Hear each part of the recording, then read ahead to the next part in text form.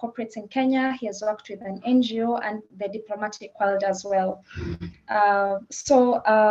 He's a director at the R House and works as a project consultant, events and projects manager. Karibu sana, Martin. Thank you very much. I hope everybody can hear me this morning. Good morning, everybody, and I'm glad to be here. You're welcome. So as we continue, we would like to request you to mute your microphone as stated. And of course, we give you an opportunity to ask questions. And today we are privileged to get to know about ethics. And personally, the last time I learned about ethics was a very long time ago, and it's a good reminder to get to know more about ethics, especially in the workplace, because at times we forget this is a basic word, but we tend to forget what it is about. And Martin, we're delighted to have you again, and just to enlighten us about ethics, to know what it entails, so that at least as we go about our day-to-day duties, we can be able to understand the same. So we are going to jump straight into it. And before that, we are streaming live on YouTube, and you can join us on YouTube.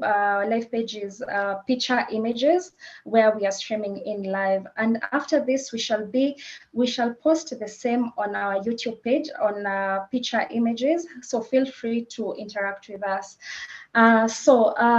Martin, briefly describe to us your journey in the events sector, because of course it is a journey. Was it something that you were passionate about? Just give us a brief history on the same. This journey is a very long journey, actually. I stumbled into events management. I stumbled into event management in the late 90s. I was fired from an 8-to-5 job that I had. And I then, trying to look for something else to do. At that time, I was also involved in a bit of events here and there. I had friends who had already gotten into the industry, but not as such. It wasn't very, very clear. So about 95, 96 is when I really basically started. 97, the biggest event we did was the launch of the Kisima Awards. We did Kisima Awards. I was the backstage manager, and that's how basically that was my first event to do, so to speak. And then 98, in 97, I still had an 8-to-5 job. In 98, I then was fired from my 8-to-5 job. And I then found myself after that spending a bit of time with in the events industry, and the rest from then on is basically history. I got fully immersed in the industry. People still didn't know what events was about. I mean, I remember my folks still hoping that I'll get a job where I'd wear a tie, because they didn't understand going to work in jeans and t-shirts and things like that. And you say you're going to work, you're doing events in clubs and stuff. Yeah, so it was just, that's how I basically started. And then at that time as well, I mean, the only ideally serious guy who was in the industry was people like DS Njoroge. So a lot of stuff that we got was from DS Njoroge. I remember those are the times when Homeboys had also just started as a DJ unit, playing in a lot of weddings and a lot of gigs and stuff like that. Pinye had just come back to the country. Maina Kegeni had just come back into the country and was doing some music with us. I remember that time I got involved with David Morede, and we were working at Sunset Promotions, just doing events here and there. We stumbled across, and we used to go to just do gigs and stumble across various artists, Gidi Gidi Majimaji, Kalamashaka, I used to do gigs for them. At that time, I was then working with Ted Josiah, Mike Rabah, and David Moravi, and that's how we basically just started. There were a few of us, Big Kev, the late great Big Kev, Big Ted. We basically were we're basically just finding our way around the industry. And slowly by slowly, we grew the industry to what I would say we are today. And one of the biggest things that I'm proud of is that from a humble beginning of not knowing how the industry works and what to do, we found ourselves just working through. And today I am one of the founder members of arguably the biggest events managers association called EMAC. As a founder member, I actually served in EMAC for 2 years and then moved on to other things. But yeah, basically that's what it is. I mean, I've been in the events industry for well over 20 years. That is quite interesting. So that means you getting laid off from work was a blessing in disguise. The best thing that happened to me. Any regrets so far? I wasn't laid off. I was fired. I wasn't laid off. You were fired. I have absolutely no regrets because of events. And I think because of, and I think this is my God-given talent to just do events. Because of my events industry, I have gotten to meet the who's and who's in this country, around the globe. I've visited different countries in the world. I've met kings, queens, presidents, princesses, prime ministers, you name it. So no, absolutely no regret. So this is something I feel you are passionate about. So now in this digital industries, we've seen that there's the birth of bloggers. And with this birth of bloggers, we have a lot of content that is airing out in the internet. And what is your thought about ethics in the blogging industry, especially Instagram, YouTube, because they have a lot of influence in our day-to-day activities. So what is your take on ethics connected with the bloggers? I think today content is king. In this internet age, content is king.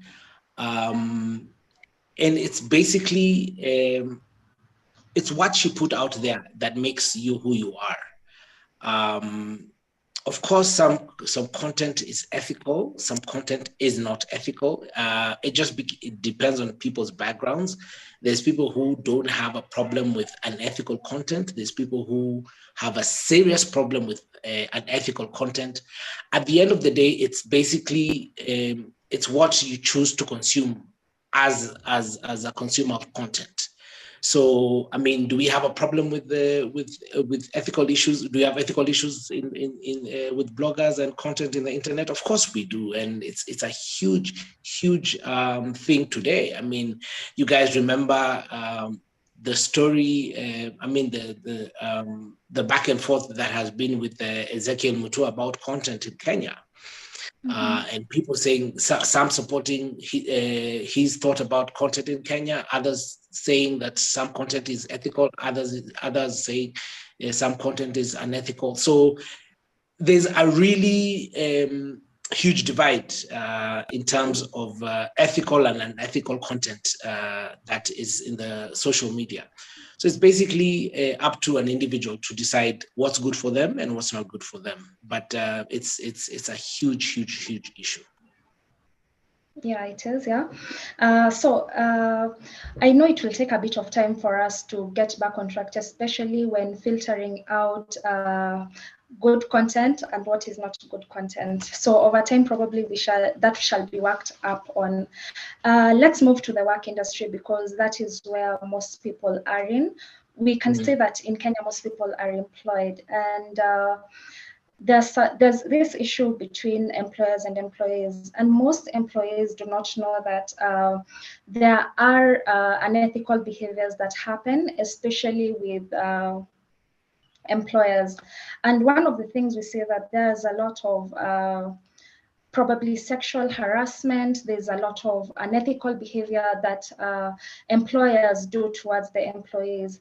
So is there a law in Kenya that protects the employees against unethical employers? Because right now we see that a lot of employees are so desperate to get jobs, so they tolerate the same. So is there a law that basically just protects them? Oh, I mean, thank you for this. This is big. And for young people who are getting into the industry, the creative industry, for young people who are getting into the job market, one of the things, and this also goes out to employers, there's nothing in this country that is not governed by law. Nothing that is not governed by law. We have a vibrant Employment Act that is enshrined in our Constitution, the Employment Act of 2007. I mean, it was updated in 2007 and is a very, very vibrant act that is in the Constitution of Kenya today. So yes, there's law. And their do's and don'ts. It's a huge, and it's very well thought through. So people who are getting into the job market, one of the things that they must make sure is to understand the HR policy of that organization. Every organization that is serious about themselves must have an employment and a HR manual. The HR manual is basically the do's and don'ts. It's the Bible of that organization. So everybody from the CEO to the person who serves tea or cleans the office must be led by that manual. It's any organization that does not have either a HR manual or HR policy is not a serious organization. So are employers and employees taken care of in the Constitution? Yes, the Employment Act of 2007. So that is quite in order.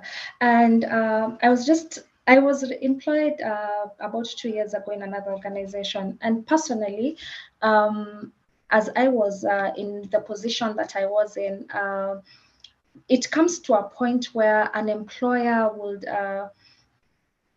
like you're being corrected, but then how do you ensure that employers do not take it personal when especially correcting an individual, an employee?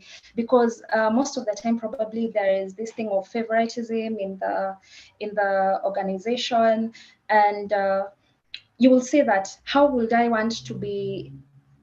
as an employer, I won't want to correct people and take it personally. So how will I ensure this is done just to be fair enough to my employees? One of the things that a lot of organizations do today, and these are well-established organizations, is like I said, they have a HR manual. And the HR manual basically is the Bible of that institution. The do's and don'ts of an employer, the do's and don'ts of an employee. So it basically guides you in terms of how you need to operate within that organization. It talks about the culture, the work culture in that organization, the ethical standards that have been set, the moral standards that have been set, the professional standards that have been set in that organization. And the best way to enforce or to ensure that employees who come into that organization understand from the get-go is to have employees go through orientation. Orientation is basically for you to understand the work culture of that organization and what they need to do and the do's and don'ts of that organization. Unfortunately, startups, small organizations that are just beginning to get into the business market do not enforce this or emphasizing this. Some don't even have HR manuals. They don't even have a HR policy for their employees. And that's where the problem begins, because once you establish yourself and once you have a set of guidelines or rules that somebody is expected to abide by, then it becomes a lot easier for you to enforce, because you're not enforcing something out of the blue. It is something that the employees already know, understand, and signed to, So there's a code of ethics, there's a code of conduct that every employee in an organization is required to read and understand and sign. So for vibrant organizations where there's a proper HR policy, employees are actually sign a code of conduct. And that code of conduct lays down the procedure, the requirements of you as an employee, and you as an employee, and what your employer expects of you as an employee. So when you go into an organization and that has not been made clear to you, that's where the problems begin, because it's not clear. Today, the boss will wake up and say, this is how we need to go. Tomorrow, he'll change and say, no, I've changed my mind. So as an employer, you must be clear what your culture at work is, what your code of conduct, code of how you expect your employees to behave, and they must. It's a legal requirement that they sign on the dotted line that they have understood and undertake to abide by those that code of conduct. Of course, that code of conduct must be legal and must be humane and must be within the spheres of the Employment Act. Anything outside of that then becomes a problem. But any organization that is worth their reputation is supposed to have this code of conduct for their employees. So there's no green areas, and they understand the consequences of not following that code of conduct. So from my understanding is that one should go through the code of conduct before signing, yeah? So actually, absolutely. Yeah, so I actually understand you have a very nice presentation on the same. So we can go through that. Meanwhile, our chat section is open for those who will have questions as we continue. So Martin Mulwa, karibu for your presentation. Asante sana. I'm just going to, so because of technical hitches, I have to then now switch from my current device to my other device. So I'm using two devices for this presentation, for this meeting. So if you'll just allow me to just log on to my laptop so that I can then share in this presentation. It will just take a few more minutes. I profusely apologize for no this. Problem. So just to remind us all, our chat section is open. Feel free to post in your questions and your comments on the chat session. So as Martin is preparing, we have a comment from Anne, and he says, "Thank you, Martin, for this talk. I feel like this is a subject that is not discussed often due to the informal nature of the creative industry." Actually, I feel that I am in concurrence with Anne because we say that actually I know what ethics is, but getting deeper into it, actually it's been a long time coming. So as we were discussing with Martin and asking what topic he should cover, and he was like, let us do ethics, because most people are employed, but then there are a lot of unethical behaviors that are happening in the industry, and I am glad that he came on board with that, and we are doing a good job. And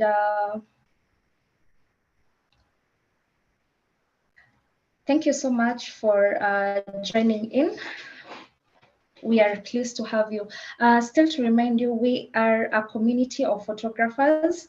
And if you would want to join in, kindly click on www.pichaimages.com to join in. And I will assure you, it's a very, very interesting journey, especially for those people who have indulged with us. We have sessions where we go and meet our clients, and good thing about us is that we deliver swiftly, and swift is just one word. Second thing is we always ensure that we have quality work done under 48 hours. So why not pick Picha Images? Martin, you ready? I'm just getting started. It will just take a short while, but just to comment on, the thing is, while my presentation is loading, the comment that has been made by what's the name? Ann Kaluvu. Guys, the thing is, do not agree to be taken advantage of. Don't just go into an organization for because the money is good.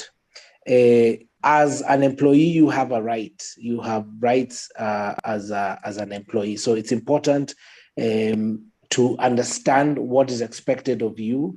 And an organization that does not have proper HR procedures in terms of what is expected of you, then that is a red flag, in my opinion. It's something that you need to look at, and something that you need to immediately raise. Any serious organization must have at least a code of conduct, or so to speak, a policy for their employees. Yeah, so I think people in the creative industry should not allow themselves to be taken advantage of. So it is important to read the code of conduct, yeah? Yes. The other, so I'm just, so even as we, my presentation is loading. Sorry, I had to, because of the using of two devices, I had to restart because of echoing. But Miriam talks about the HR, on the HR point for an organization that doesn't have internal policies, especially the informal sector where most young people are. There exists low level of knowledge and awareness of existence and the role of employer and business membership organizations that ought to protect members in instances where unethical ethical practices are breached. I mean, Miriam, the truth is that you must be aware of your rights as an individual. You must be aware of your rights as an employee. And any organization that will take advantage of you is not worth your time. The money is good, but at the end of the day, people should respect you as an individual. So it is important that you understand what is expected of you. Read widely. I mean, these things. Talk to people about it. Talk to people in HR world. People who are doing HR are very good with information. So it's this kind of information that will help you to understand what is expected of you. Even in the events in the creative industry is no longer an informal sector. It is a multi-billion-dollar industry. Nobody should lie to you. It's a multi-billion-dollar industry. The creative industry pays. So. But Martin, like practically speaking, right now there are no jobs in the industry, yeah? And we see a lot of employers, especially taking advantage of that fact. And now you can see that youths are really tarmacking when looking for jobs. And you see that they're open to taking anything that their employers offer, you know. So they do not want to read. As long as they're in employment, then they feel that they're good to go. What is your thought on that, especially on the youths?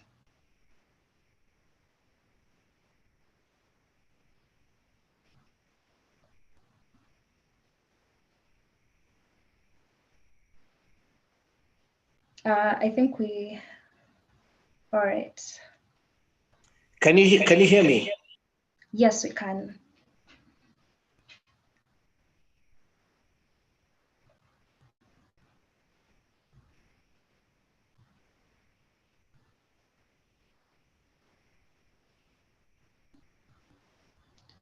Martin? Yeah, can you hear me? Yes, now we can. Okay, so I think let's just now I'm ready to do the presentation. I profusely apologize, ladies and gentlemen, for this delay. I think if you can you see my presentation, my slide?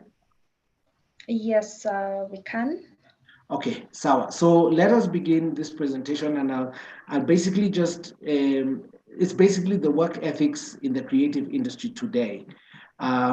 And the first thing that we obviously must understand is what ethics is. And from my research, from what I've been reading over the years and coming to understand, and when I was preparing this presentation, ethics is a well-founded standards of rights and wrongs that prescribe what humans ought to do, usually in terms of rights, obligations, benefits to society, fairness, or specific virtues. I mean, basically, like I've said before, these are basically what guides us human beings in the society that we live in, be it at home, be it in the office, be it in the field, be it whatever it is a set of rights and wrongs that we ought to follow. So why is professional ethics important today? Professional ethics basically dictates to individuals in a work environment, as I had said. It's a series of rules that are related to the way they act towards the people whom they relate with professionally. So these people could be your colleagues, your employers, your suppliers, whoever it is that you're relating with. That professional ethic is important in this regard. It is basically a guide that tells us the truth. It keeps our promises or helps us or help when someone is in need. In this presentation that was shared previously about PICHA, it says that you guys do these things within 48 hours. You turn around work within 48 hours. That turnaround time within 48 hours is dictated by the ethics of PICHA. If PICHA did not have professional ethics in that organization, that 48-hour turnaround would not be achieved. Why? Because there are no guidelines. There are no rules related to the way the people in PICHA act towards their customers, their colleagues, their suppliers. There's nothing that guides them to tell the truth, keep their promise of 48 hours, or just help somebody when they need help from them. So that is why professional ethics is very important. Now, I have narrowed down, there's no end to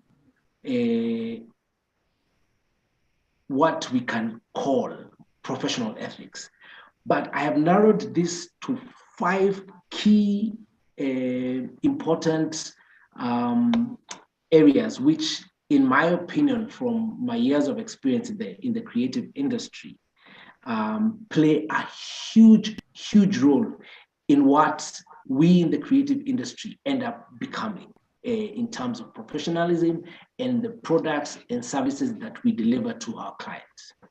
The first of all is integrity. Integrity is the practice of being honest and showing a consistent, please underline consistent, consistent and uncompromising adherence to strong moral, ethical principles and values. Basically, integrity determines whether a business will live or die. Integrity is what determines whether an employee will be there today or tomorrow. And I'll give you an example.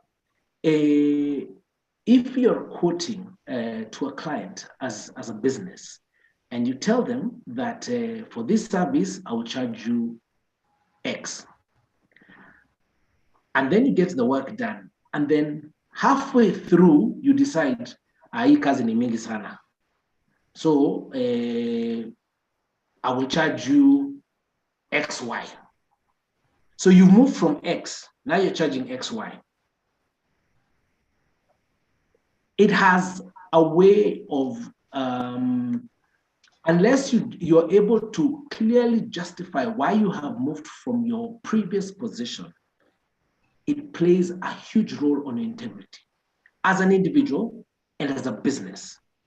So it's important for you to be honest from the word go. If you say, I will deliver within 48 hours, if you're not able to deliver within 48 hours, call the client in advance and say, I am going through A, B, C, D.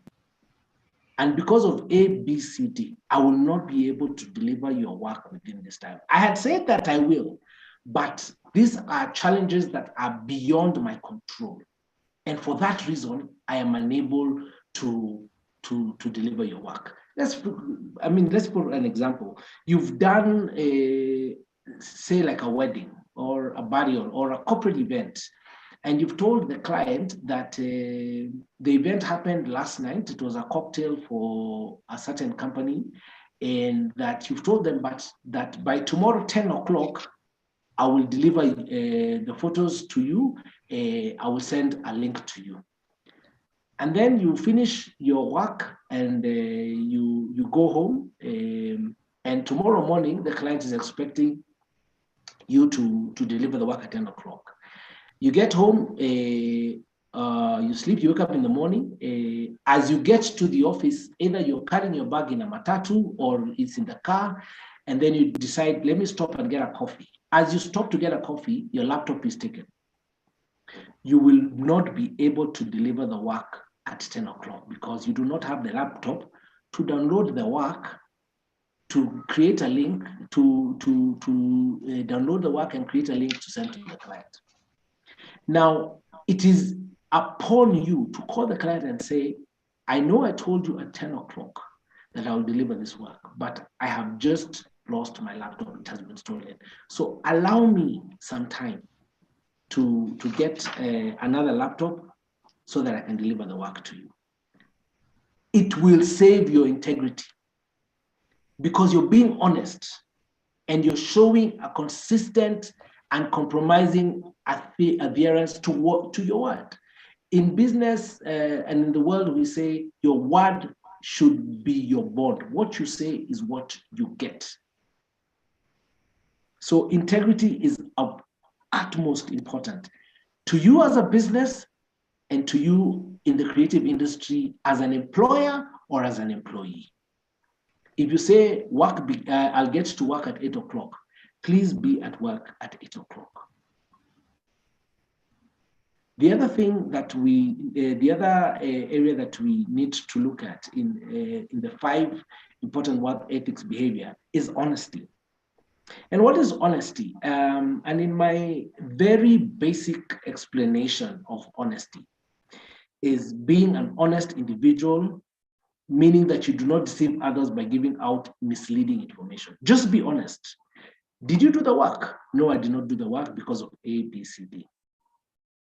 Be honest. Did you come to work on time? No, I did not come to work on time. One of the biggest problems we have in the creative industry, and myself included, is we find escape routes because the clients sometimes do not understand how we operate and how we work as an industry. So we give excuses every time. So you're supposed to meet a client at 10 o'clock in the morning, or you're supposed to meet a client at a certain venue to go through the event or whatever it is that you're doing. At 10 o'clock, you're not there. And then at 10:15, you call and say, oh, by the way, I'm in traffic, nakam. Yet, to be very honest, you're the one who was late. You knew that there was traffic. I mean, unless you're new to this world, there's always been traffic. So, are you being sincere by waking up late or not being there on time? I understand that there are challenges in terms of there could be an accident which is unforeseen. But like, again, I go back to the first point, integrity. Be honest and tell this person, there's an accident on the road and I'm going to be late by this time. But don't just say, si unajua jam ya Nairobi. What does that say about you as an individual? So it's good to be honest every time when you're engaging, whether you're engaging your employer, whether you're engaging a client, or whether you're engaging with your colleagues. It's good to be honest. And people who are honest end up getting a lot of goodwill from people for being honest. The third and most important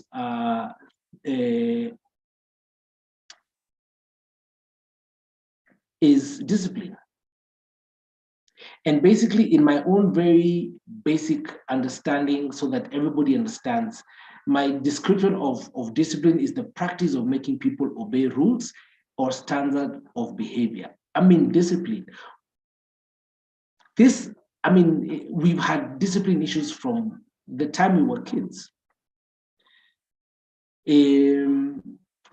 One of the questions that was raised earlier is about that, the creative industry is basically non-formal, and so because of its non-formal, we can get away with things. As an individual, if you're not disciplined,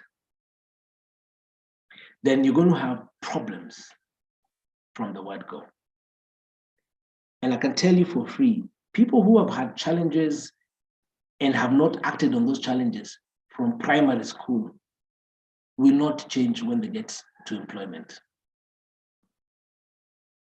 If you've had problems with your obeying rules in school, you will have problems as an employee. It doesn't matter how bright you are. It doesn't matter how good you are at your job. It doesn't matter how fantastic of a worker you are. But as long as you're not disciplined, then you have challenges. Because no employer will want to work with people who are not disciplined, because it affects the bottom line of that business at the end of the day. It affects the psyche of your colleagues at the end of the day. I mean, you could be a very, very good copywriter. But dude, you come to work at 11 o'clock reeking of alcohol. You're not disciplined. This is work. Unless you sort out your indiscipline, you will not last that job too long, because, you may be good at your work, but you're affecting the business. So clients are always complaining because you say you'll deliver within a certain time and then you don't meet your deadlines because you're indisciplined. The other thing that I may talk about, which is also very controversial, and also, I'm old school. And I know this with Gen Z and Gen Y, the issue about presentation. How do you present yourself to your colleagues? How do you present yourself at a workplace? How do you present yourself to clients? It goes through, it boils down to discipline. And I'll give you an example. You're a photographer, you're a sound technician, you're a lighting technician, you're at a gig.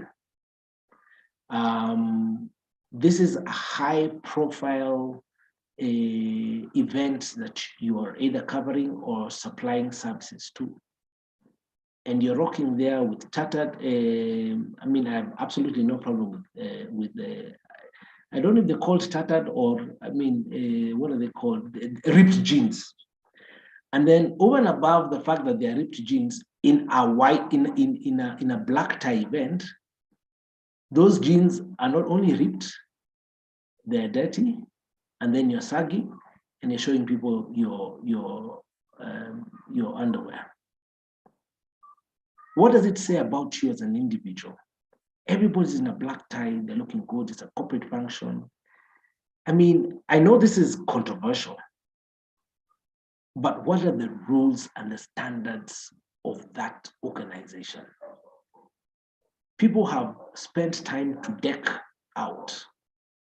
They are dressed to their nines. Ladies are wearing ball gowns and heels. Boys are wearing black shoes or nice shoes with black ties. Nice suit, nice bow tie, nice black tie. But here you are in a t-shirt and jeans and sagging. Oh, but it's the creative industry, so we don't have to be serious. Discipline. Discipline. The fourth item that the fourth factor that I would want to look at is fairness and respect. And in fairness and respect, we're basically talking about the actions, processes, and consequences that are morally right, honorable, equitable, and treating others in a dignified manner. Basically, you're just being good and respectful. I take this analogy of this I was given by my grandfather a long time ago. And he asked me, and we're talking about fairness and we're talking about respect. And he asked me, the person who washes the toilet of the president,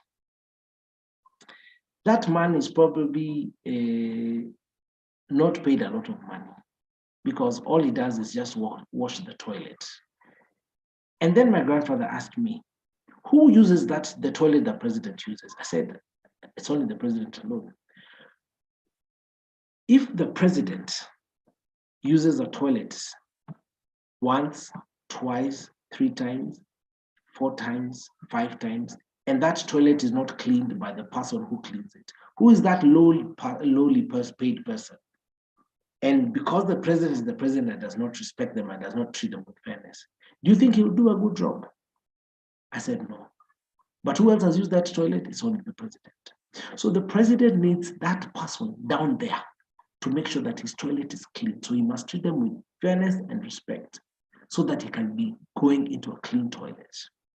And it's the same thing with us as human beings. With our cheese, with our people who we think, Chana now ni fala, or he's not important because he's down there. Yet, if that person is not there, then you might not be able to achieve whatever it is that you want to achieve as an individual. For me, I believe that anybody who God has allowed to be in this world has a purpose, whether they be mad, whether they be crazy, or whether they be the lowest of the lowest in society. As long as God has allowed them, and this is my personal opinion, as long as God has allowed those people to be in this world and has given them breath, then we must treat each and every individual with fairness and respect. And that's my personal opinion on that matter. The other thing, the fifth and the most one of the most important work ethics and behavior is responsibility and accountability. And this basically we're saying is the ability to recognize, to interpret, and act upon multiple principles and values according to the standards within a given field or context. And I'll give you an example. You are a photographer in this case. you need to download photographs that you've taken in a gig. And then you go to the event, you take photographs, and you don't download them in time. And because you have then not been responsible to download them in time, it means that then you have missed the deadline. It could be copy that you're doing as a copywriter. It could be a sound that you're doing as a sound engineer. It could be tents that you're setting up. If you're not responsible and accountable for what is expected of you as a creative, my friend, it doesn't matter how hard you're working, you will not get very far. Especially in the creative industry, our output is determined by how responsible and how accountable we are to ourselves, to our colleagues, and to those that we serve as clients. And only those who are responsible and accountable to themselves, to their employers, to their clients, will last this industry. I have many examples of people who have refused to be responsible and accountable, and they have not lasted. I know them. I can name them, but I will not. So for me, these are the 5 very important values that we must look at as individuals. And I'll recap. 1, integrity. 2, honesty. 3, discipline. 4, fairness and respect. And last but not least, responsibility and accountability. For me, those are the 5 most important values in the professional work that we must look at as individuals, as organizations, for us to be able to survive in this industry. Now, there are 5 also very key elements of business ethics. 5 very key elements of business ethics. And one of them is top management commitment. As an organization, as a business leader, as a business manager, as a team lead, you must be committed to the ethics that you have set up as a business. I know one of the questions that Cindy asked me as I started was, how do you deal with an employee who does not adhere to business ethics? As a business, as management, how committed are you to your code of conduct and ethics? That is key. Number 2 is publication of a code. I talked about this, that as a business, you must have a code of conduct and ethics where employees come and know and understand the culture of that organization. This is who I am. This is what is expected of me as an individual. And number 3, and most important, and I alluded to this, establishment of a compliance mechanism. What are the consequences of people not being compliant to these rules and regulations of a business? Because remember, these rules and regulations, the code of conduct, the code of ethics of a business, is the one that determines the culture of that business and the survival of that business. If those are not adhered to, then that business will not last very, very long. Number 4, and important, is involving employees at all levels. So don't just come up with things from the blues. Like I said, this code of conduct and ethics must be things that are ethical, 1, moral, and legal, and are guided by the Employment Act of 2007, which is enshrined in the Constitution. So if anything is outside of that realm, then you have a problem. But fundamentally involve employees so that they understand what you're trying to achieve, so that you're not just setting objectives that people do not understand. You're setting these objectives so that they know that if we do this as a business, this code of conduct and ethics will help us achieve A, B, C, D. And finally, and most important, how do you measure these results? You must sit down, reflect, reevaluate these results. And this you do by employee evaluation. How do you evaluate your employees? Do you evaluate your employees after every year? I mean, there are organizations where every year you must sit down with the supervisor and go through evaluation. So from the most junior person who is supervised to the most senior person who is supervised by the board of directors of that organization, to see if what we set out at the beginning of the year has been achieved. So there must be a way that you measure results. So these are the 5 key elements of business ethics that you must adhere to if you want to be progressive in what you do as a business. Ladies and gentlemen, I apologize for taking a lot of time to go through this presentation, but I know I've been given 15 minutes. I've gone over the 15 minutes, and I sincerely apologize, but I hope that these few slides have given us guidelines and opened our imagination to what is expected of us as individuals. Thank you very much. Thank you so much, Martin. That was quite a detailed presentation.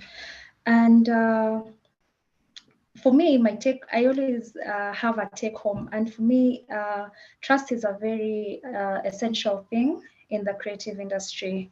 And once we follow these guidelines that happen, actually they cut across, not just in the creative industry. And number 1 is time management. How do you manage your time? Number 2, how do you communicate with a person who has given you a job? And this will make someone want you back or not want you back. So we really thank you for creating that time to explain to us what ethics is. And let's just jump into the comment section. As we had mentioned before, if you have any questions regarding Martin's presentation, please forward it to the chat section and he will be able to address it. So we have one from Miriam. Martin, could you talk more on ethics in the now growing gig economy? So I think Martin has covered that, and he has covered that in a very detailed way. I hope that answered your question. Then from Sally Jabet, she mentioned that I have a question in regards to the creative industry. Many a times after performance of given duty, it becomes a task to get payment. Is there need to do a background check in the companies one associates with? What will they look for? Should they get into the contractual agreement in case of breach? Because it really gets frustrating. So we can start off by answering that. Sorry, your mic is off. Can you hear me now? Yes. Guys, do not agree to be taken advantage of. Sorry, Martin, agree to be taken advantage of. Background noise. I think you should switch off one of your... Yeah, I've switched off one of the devices. All right. I think one of the things that the creative industry, being a creative is not a hobby. What I do as an events practitioner, as a business practitioner, is not a hobby. It's my work. It's my bread and butter. I'm an events management specialist and a project manager for the last 24 years. That is what has put bread and butter on my table. And just because you wear a jacket and tie and sit in a desk in an office does not make your work more important than mine. So please guys, please do not get into a job if you do not have anything in writing. You'd rather not have work, but waste your time doing work and then spend time trying to make money, trying to follow up the money. It's not a favor they're doing. Why is their work more important than yours? Get into the habit, however small that job is, get into the habit of just writing something down. Write it down and say, I'm going to do A, B, a small contract. You can download thousands and thousands of contracts from the internet, or you can go to friends of yours who are lawyers or people who are in the creative industry. I drafted one contract many years ago, and that contract, I basically just tweak it to what it is that I'm doing. And I mean, I have lawyer friends, so they help me from time to time when I'm doing big gigs. But at the end of the day, always have a contract in what you're doing, one. And then secondly, and I've learned this the hard way, don't start a job if they're not going to give you a down payment.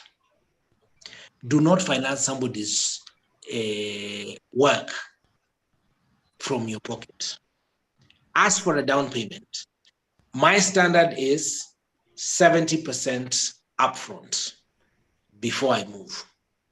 70% upfront before I move. Unless you're a repeat client or unless I have a contractual obligation with you where I have a retainer, then I don't require the mobilization fee.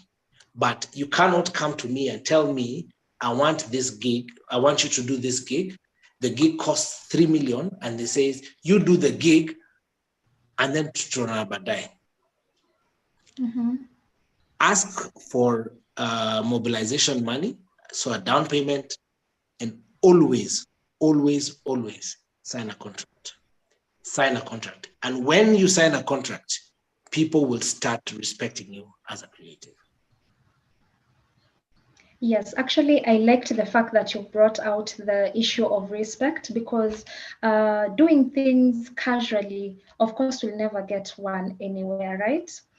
So we have another question from Anne, and she states that how ethical is working for exposure? Are we losing opportunities because the trend is now that we are not working for exposure but for money? I think you addressed that, but you can just give us another glimpse of it. We had there's nothing like working for exposure. There's nothing for, I mean, when I go to a supermarket, I don't pay by exposure. True. I don't pay rent by exposure. I put my time to work. So please, your time is money. Get paid for your time. As a creative, your time is money. So when you're doing whatever it is that you're doing, your work is money. So make sure that you're paid for what you do. Mm-hmm. Yeah. So essentially, we're living in a very difficult time right now. And as we had mentioned, most of the youth will just go without thinking twice because of the excitement that gets in between. So what you're trying to say is that just forgo the money part of it, because of course you won't know the difference between a genuine or an ungenuine contract. So do I just get into it because I am a desperate person who is looking for money, or should I just sit home and, of course, try and venture into different things? No, when you become desperate, you're taken advantage of. Every time you become desperate, you're taken advantage of. And this is the world over. It's not only specific to Kenya. Guys, the creative industry is a multi-billion-dollar industry. I cannot overemphasize that. It is a multi-billion-dollar industry. At the end of the day, you're paid for what you do. So if you do not take yourself seriously, nobody will take you seriously. Nobody will take you seriously. So you must make sure that at the end of the day, that one, you present yourself professionally, and secondly, that whatever you put out there, is taken seriously by whoever it is that you're working with and who are you working for. Because I mean, at the end of the day, you'll end up being taken advantage of, and you'll have nobody to blame but yourself. Yeah.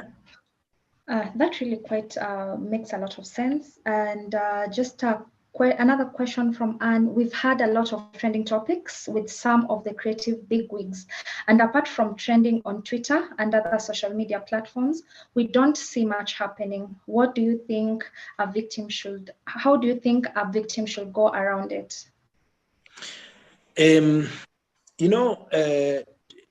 So we've had a lot of trending topics with some of the creative bigwigs, and apart from trending on Twitter. Guys, like I said, your time is money. There's nothing like you're going to be paid by exposure. That thing started in the early 2000s, and I'm surprised that even today it's a thing. Just don't do the work. Don't do the work. Desperation is going to make you get taken advantage of. If you're not serious about yourself as an individual and take yourself seriously, people will not take you seriously. So if somebody says, no, I'll pay you by exposure, it's like, no, thank you. I have bills to pay. I thank you for the offer, but I will have to turn it down. People will respect you. Actually, once you turn somebody down, they'll go back and they're like, okay, Kumbe, this guy is, I mean, I have turned down jobs very many times because I did not think that they're worth my doing them. Not because I feel that I'm proud or arrogant like that, but it's just that I'm like, I have come this long. I am worth this in terms of the industry. I'm not just going to sit down and take it from anybody. I mean, it's how serious you take yourself that will determine how other people also take you seriously. If you don't take yourself seriously, people will not take you seriously. All right, thank you for that. Personally, I had a question, especially we have the same people in the creative industry. So how does a person who is starting navigate through the creative industry? One of the things that I find has helped me in this industry is just networking. Get to a network, spend time with people who either are ahead of you or are within your sphere. So if you're a photographer, for example, or you're a copywriter, or you're a DJ, or whoever it is that you are, spend time to network with people in that industry. That's how you learn, one, what is happening in the industry, and secondly, what is expected of you as a professional. Guys, creatives are professionals. DJs are professionals. Musicians, artists are professionals. Events managers are professionals. Photographers are professionals. Do not allow yourself to be treated any less than a banker or a lawyer or whoever it is. You're a professional. You're treated the way you treat yourself. The way you carry yourself determines how the society around you will treat you. But to answer your question, network with the people in your industry. I spend a lot of time networking with people in the creative industry. And for me, that's how I've ended up getting my jobs. First of all, I don't advertise myself. I don't advertise my services. I actually work behind the scenes. I love to work behind the scenes, but because of my networks, I've had, amazing opportunities around the world because of who I have associated with. The adage goes, your network is your network. Thank you so much. So we'll move on to Frank. He says, not a question, but agree. We once did a survey targeting business owners, asking them if they prefer to work with freelancers, agency, or in-house teams. Most people said that they would really use freelance creatives due to the relative affordability and flexibility, but they don't because freelancers are unreliable. So there's a big market available that creatives are missing out because of not following professional ethics. So that is a comment from Frank, and he asked a question: do you think creatives should organize themselves around associations to sanitize the industry and enforce ethics? I mean, guys, the best way to get respect, to get recognition, to get to be taken seriously is when you coalesce under yourselves. We learned this. I mean, we started as the events management industry. We started trying this out in early 2000s, actually late 2000s. It took us 7 years to set up the Events Managers Association of Kenya. And with that, I know for a fact that people have taken us more seriously in the events industry because there are two organizations that I know are for the events industry: Events Managers Association of Kenya and Events EOC and EMAC, Events Organizers Association of Kenya, Events Organizers Association of Kenya, and Event Managers Association of Kenya. Those are the two events associations that I know are recognized by government, are regulated by government, and people take you seriously because it's a professional association. In fact, one of even when you're doing tenders now and when you're bidding for jobs, one of the questions is, are you a member, or is your organization a member of a professional association? And I know, like, the photographers have an association, the creative, the writers, copywriters have an association, DJs have an association. So yes, it's of paramount importance. Paramount. I cannot overemphasize paramount. It's of paramount importance for you to coalesce around a professional association of your a professional body that is within your sphere of professionalism. Thank you so much. I can see that time has really flown. So we'll answer two more questions. Valentine asked, what is ethos and how is it related to ethics? Ethos and ethics is basically, ideally, more or less the same thing. It's one or the other. I mean, at the end of the day, ethos is basically what is expected of you as an individual. Ethics, say, more or less, ethics and ethos are more or less the same thing. At the end of the day, the goal is the same: to be able to achieve something that you want to achieve as an individual or as an organization. Thank you so much. So I see Sally Chebet giving you a thumbs up. She has agreed with what you're saying. And then the last question for now, I do have a payment in advance. I do have a payment in advance policy. And yes, to contracts 100%. Oh, that is a comment from Wandia. Thank you so much. Guys, you're professionals. Your time is money.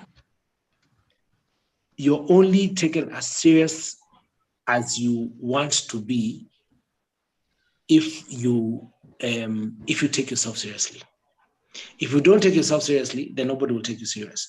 But when you take yourself seriously, people will respect you as an individual. They will respect you as a professional. So yes, 100%. However small the job is, please ensure that you sign a contract. However small the job is, even if it's 2 lines, that I, Martin Mulwa, will do this event for this guy or this organization for this long, and just sign under that and give the person to sign it. That is a contract. It doesn't have to be a huge document. Just 2-liners is good enough to be recognized as a contract. Although even contracts could be implied, but you don't want to go to that route. For people to take you seriously, just 1-page document is good enough and is good for a contract. Wow, what a way to end this conversation. It has been interesting, and we can tell by the number of questions that were just streaming in. So thank you so much, guys, for joining us in our PICHA Images talk, the 14th editions of our PICHA Images, our PICHA Talks series. And we would like you to follow PICHA Images. We are on Instagram at PICHA Images, Facebook, Picha Images, Twitter at Picha Images. If you're new and do not know what Picha Images is about, you can sign up on our website for more content at pichaimages.com. That is www.pichaimages.com. We also have Martin here, who is a specialist who has given us more insight about what happens in the creative industry. And this was basically about ethics. Ethics is very important. So if you would want to link up with him, follow Martin on his social media platforms. That is LinkedIn, Martin Mulwa, Instagram at PDG Martin. I would like to thank you so much for taking the time to join us in our PICHA Talks. Let us see you in the next session. Thank you. Thank you very much, and thank you for having me. Asante sana.